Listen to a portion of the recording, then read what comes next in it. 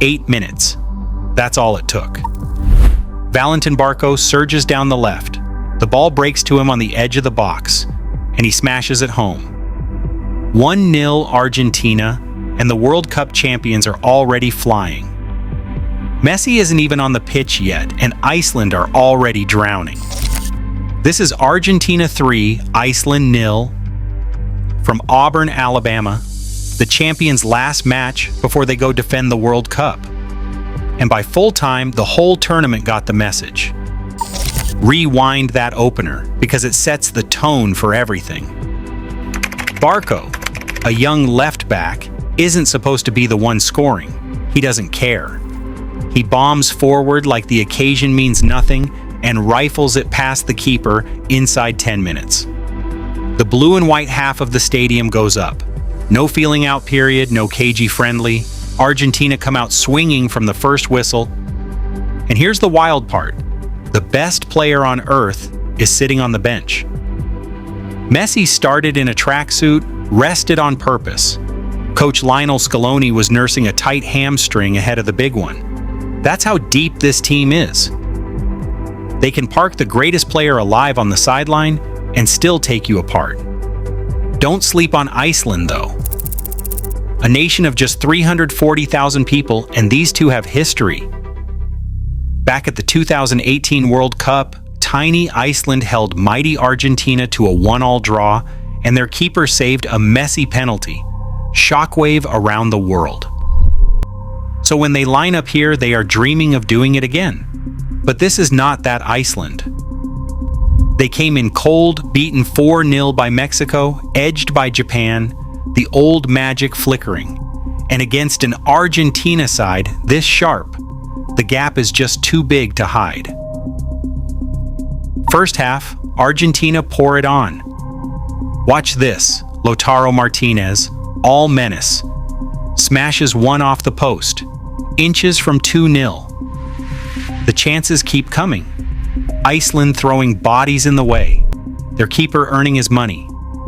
Halftime, still 1-0. And if you are Iceland, you let yourself believe. 1-0 is nothing. One set piece, and you are level. That hope lasted until the 70th minute, because that is when the substitution board went up, and the entire stadium rose to its feet. Lionel Messi was coming on. You have to understand what that moment feels like. Even in a friendly match, even in a half-empty of meaning June exhibition. The greatest player most of us will ever watch, jogging onto the field, and 90,000 phones lifting into the air at once to capture it. Messi replaced Giuliano Simeone and walked into the game with that familiar, unhurried calm. The walk of a man who has seen everything the sport can throw at him and is no longer impressed by any of it. And almost immediately, Argentina won a penalty. There was never any doubt about who would take it. Messi placed the ball on the spot, took his short steps back, and did what he has done over 1,000 times in his career.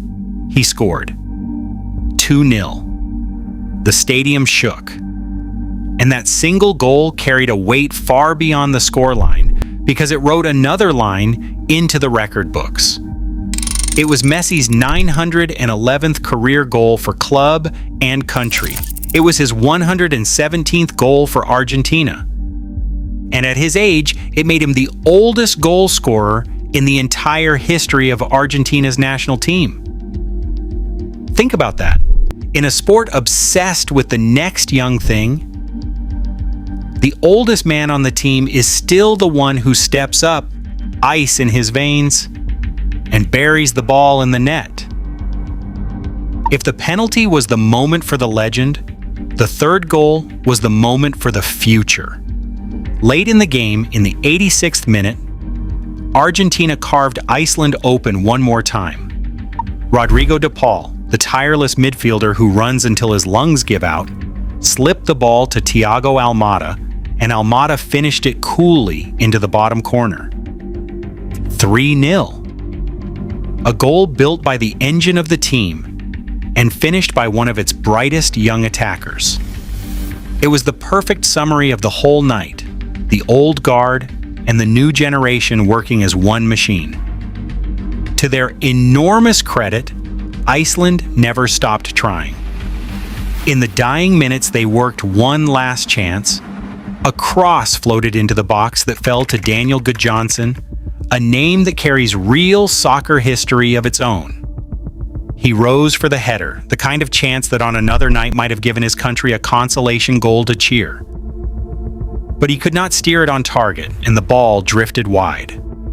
It was, in a way, the story of the night for Iceland. They had moments.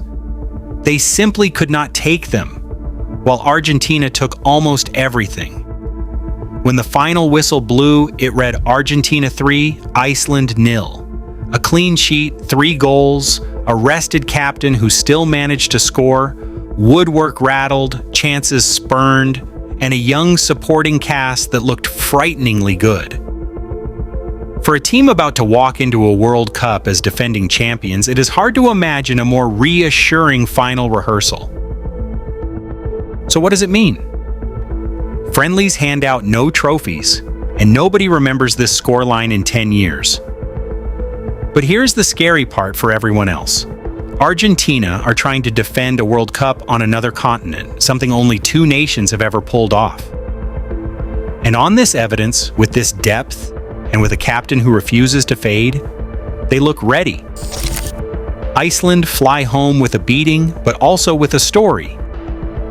They shared a field with greatness one more time, and the rest of the World Cup just watched the champions wake up.